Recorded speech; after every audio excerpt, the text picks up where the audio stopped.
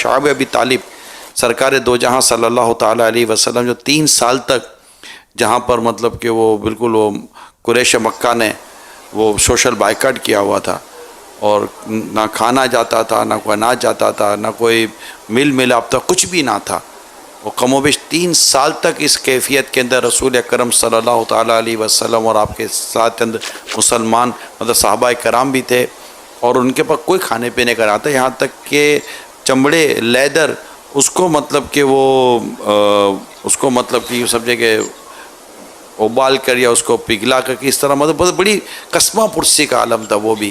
اور لیکن نبی پاک صلی اللہ تعالیٰ علیہ وسلم نے وہ وقت گزارا، لیکن آپ دین کے کام، حق کی دعوت، اس طرح کے تمام تر چیزوں کو آپ نے جاری رکھا حتیٰ کہ اللہ کو حکم آیا، اور وہ معاہدہ تو تھا اس کے کئی لفظوں کو دیمک چاڑ گئی، اللہ تعالیٰ کا نام اس میں باقی بھی رہا، اور پھر وہ بائیکاٹ بھی ختم ہوا. پھر اس کے علاوہ کئی آزمائشیں رسول کریم صلی اللہ تعالیٰ علیہ وسلم کی زندگی پاک میں آئیں. آپ دیکھیے ہجرت کی صحابہ کرام علیہ رضوان حبشہ کی طرف، شہر میں رہنا مشکل ہو گیا تھا، نبی پاک صلی اللہ تعالیٰ وسلم کو ہجرت کا حکم ہوا مدینہ پاک کی طرف.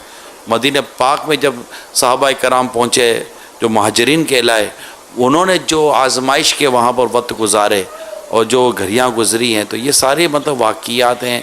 تو یہ جب مدنی چینل ہم دیکھتے رہیں گے تو ہمیں ہمارے اس وقت کی حالات کو بھی اب ہمیں صبر آئے گا کہ ابھی ہمارے گھر میں ہے. اللہ تعالیٰ کے لیے شکر کا پہلو پیدا کرنے کی طرف میں لے کے جا رہا ہوں آپ کو. پھر یہ دیکھیے کہ گھر سے باہر نکلنے پر جتنے گناہ ہوتے تھے کہ وہ گھر کے اندر ہو سکتا ہے کئی گناہوں سے بچنے کی صورت بن رہی ہو. تو میری ناقص عرض یہ ہے کہ شکر کی طرف جائیں. پاپا وہ میں نے کتاب میں پڑھا تھا کہ ایک شکر کا پہلو یہ بھی ہے کہ جو بیماری آئی ہے اس سے زیادہ نہیں آئی. یہ شکر کا پہلو میں نے پڑھا تھا کہ جو آئی ہے اس سے زیادہ نہیں آئی. اچھا جو آئی ہے وہ جانے والی آئی ہے. اچھا جو آئی ہے وہ میری جان پر آئی ہے، میرے ایمان پر نہیں آئی ہے. اس طرح کے کئی شکر کے پہلو ہیں جن کو ہم اگر غور کریں گے تو ایک اللہ کی رحمت سے ایک بڑا ایک وہ ایک خوبصورت سا ایک فیلنگز پیدا ہوتی ہیں، اور انسان اپنے رب کی رحمتوں کو یاد کر کے مزید جھومتا ہے کہ اللہ کریم نے اس قدر ابھی بھی ہم پر رحم و کرم فرمایا ہوا ہے. اب کچھ امیر سنت ارشاد فرمائیں. ماشاءاللہ بہت پیارا بیان فرما رہے ہیں آپ. ماشاءاللہ ہر معاملے میں شکر کا پہلو تو ہوتا ہی ہے. کتنی بیماریاں ہوں جسمانی، جی مگر مقام شکر موجود ہے کہ ان سب سے خطرناک گناہوں کی بیماری ہے. پھر ان سے خطرناک ترین بیماری کفر کی ہے. اللہ کی پناہ. اللہ کا لاکھ لاکھ شکر، کروڑ ہاں شکر کہ اس نے ہم کو کفر کی بیماری سے محفوظ رکھا ہے. بے شک اللہ محفوظ رکھے. گناہ کی بیماری بہرحال اس کا احساس نہیں ہے، کورونا نے گھر میں بٹھا دیا، لیکن گناہوں کی بیماری کے خوف نے اللہ کی بارگاہ میں جھکنے نہیں دیا کہ اب بھی جھک جائیں، رب کی بارگاہ میں جھک جائیں کہ مولا کورونا سے بھی بچا لیکن اس سے پہلے مجھے گناہوں سے بچا لے.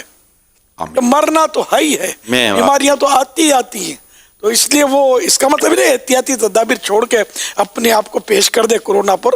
میں سمجھانے کے لیے عرض کر رہا ہوں کہ گناہوں سے بھی تو بچنا ہے نا یار، نمازیں بھی تو پڑھنی ہے نا. نماز نہ پڑھنا، خدا کی قسم دنیا کی ساری بیماریاں ایک طرف اور ایک وقت کی نماز قضا کرنا یہ ایک طرف، یہ مرض سب سے خطرناک ہے. یہ ساری بیماریاں نہ قبر میں عذاب دلائیں گی نہ جہنم میں اٹھا کے پھینکیں گی، لیکن نماز ایک وقت کی بھی اگر چھوڑی تو یہ مرض جو لگا گناہ کا یہ جہنم میں جھونک سکتا ہے کہ جو جان بوجھ کر ایک نماز ترک کرتا ہے اس کا نام جہنم کے اس دروازے پر لکھ دیا جاتا ہے جس سے گزر کر وہ جہنم میں داخل ہوگا.